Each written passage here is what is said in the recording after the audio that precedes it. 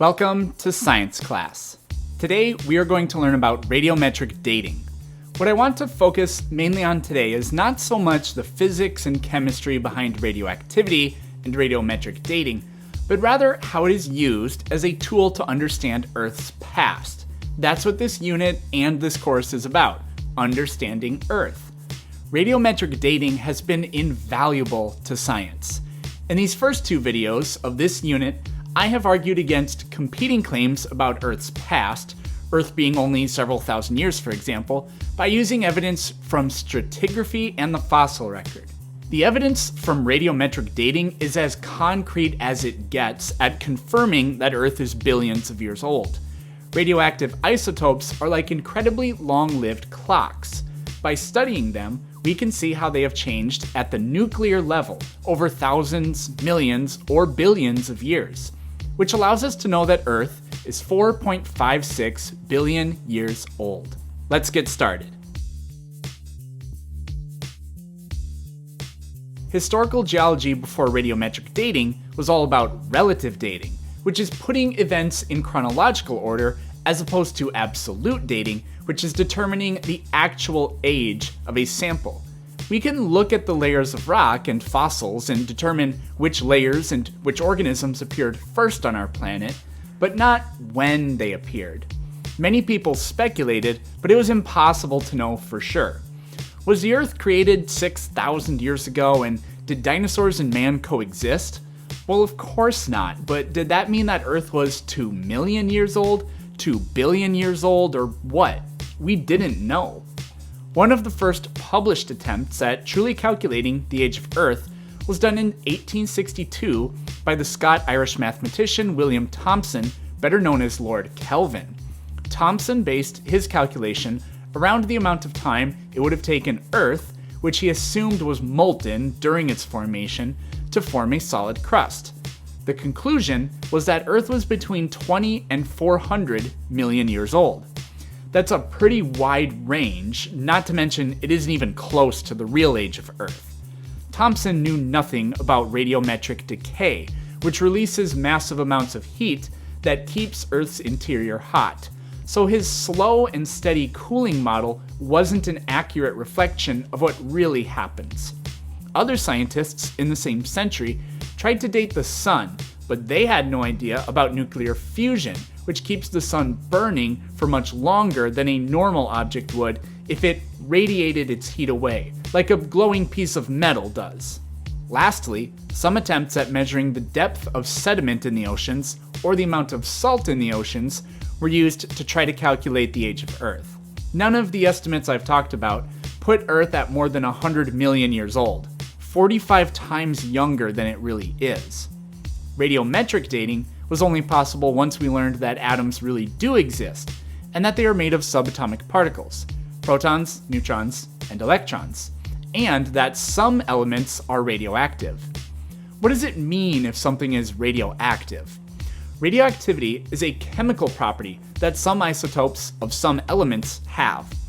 Elements that are radioactive transform into different elements over time. And that's elements, not compounds. They're not forming new bonds. The actual nuclear structure of the individual atom is altered.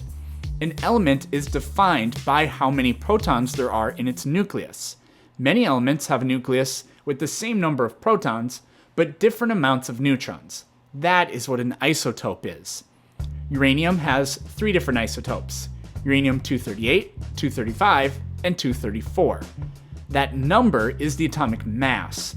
A uranium atom always contains 92 protons, so do the math, and uranium-238 has 146 neutrons. Uranium-238 atoms transform through radioactive decay into lead-206. Lead's atomic number is 82, so 10 protons have been lost from each uranium atom as they transform into lead. The change, or decay as it's also called, of the nucleus occurs in 3 different ways. An electron can be absorbed by a proton. Electrons are negatively charged, and protons are positively charged. So this ends up neutralizing the proton. It becomes a neutron. When this happens, the element moves backwards 1 spot on the periodic table. The opposite can also happen. a neutron can release an electron, transforming the neutron into a proton, which transforms the element into the element ahead of it one spot on the periodic table. These are both called beta decay. Alpha decay is when two protons and two neutrons simultaneously are broken away from the atom's nucleus. This alpha particle becomes the nucleus of a helium atom. This transforms the atom into the element behind it by two places on the periodic table because it lost two protons. Many radioactive isotopes will decay in all three of these ways as they transform into stable isotopes. Uranium-238 doesn't just skip straight to lead-206. It jumps forwards and backwards on the periodic table on its way to becoming lead-206, existing as many different elements in the process. That's pretty weird. Now this is significant because we can measure how long it takes for the original isotopes, which we're going to call parent material, to decay into stable isotopes, which we are going to call daughter products. And by stable, we mean they stop decaying and changing into other elements. They're no longer radioactive when they are daughter products. We can measure what's called the half-life, which is the amount of time it takes half of the nuclei in a sample to convert into stable daughter products. The half-life of uranium-238 is 4.5 billion years. So if you have a sample of rock and you find exactly 10 grams of uranium-238 and 10 grams of lead-206, it's 4.5 billion years old. All radiometric isotopes have a unique half-life, which ranges from seconds, minutes, hours, to billions or trillions of years. The way radioactive decay works is downright spooky. Let's imagine we have 64 grams of a radioactive isotope, and this isotope has a half-life of 5 million years. 5 million years from now then, 32 grams of this sample will become the new daughter product. What happens 5 million years later? Well, you would think the remaining 32 grams of the original material should all decay, but they don't. Half of them do. Then in 5 million more years, half of those remaining atoms decay, and so on. No matter how much parent material you have, it always takes the exact same amount of time for half of it to convert to stable isotopes. It is impossible to know which atoms will decay into stable isotopes, but we know how many of them will in each half-life. Why is it that the last remaining parent isotope waits so long before decaying when half of the original parent isotopes decayed during the first half-life? We have no idea. Now I should mention that this is quite a difficult technique that has to be done very carefully. The technique is called mass spectrometry. Claire Patterson was the first person to successfully analyze the age of Earth, which he did by dating meteorites, which Earth was made from. That happened in 1955, and the results were published in 1956.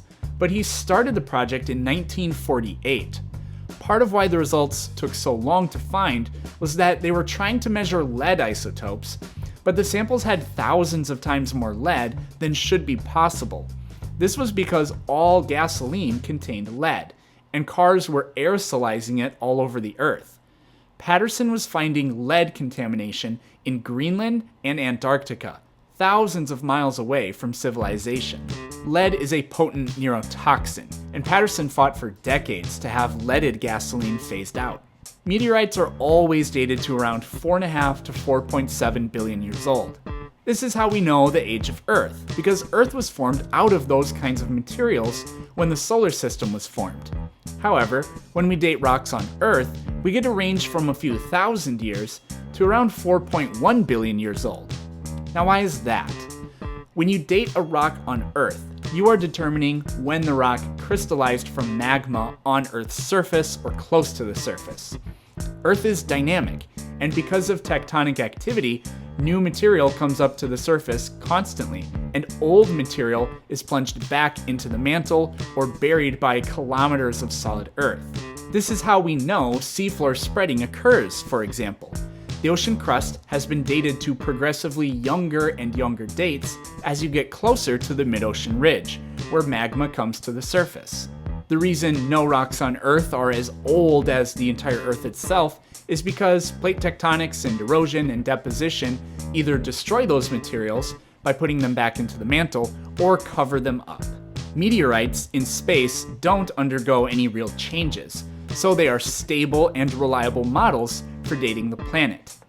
On Earth, we can usually only date igneous rocks directly. You can date bones and tissue using a method called radiocarbon dating, but the sample must be less than 75,000 years old, and as we discussed in the last video, fossils aren't bones, they're rocks. So then, how do we tell how old fossils are?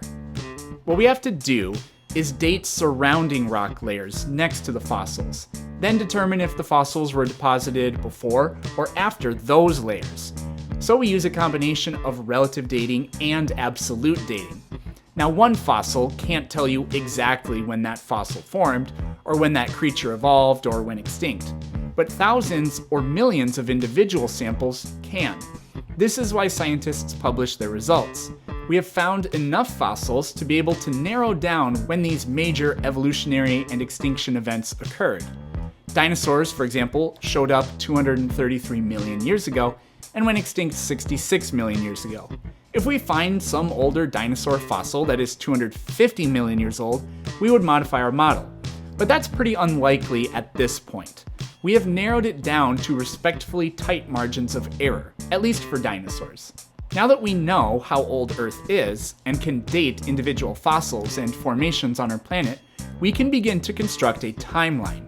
Next time, we will do exactly that and peer back into the 4.5 billion year long geologic timeline of Earth, and see what kinds of things happened and when. Thanks for watching.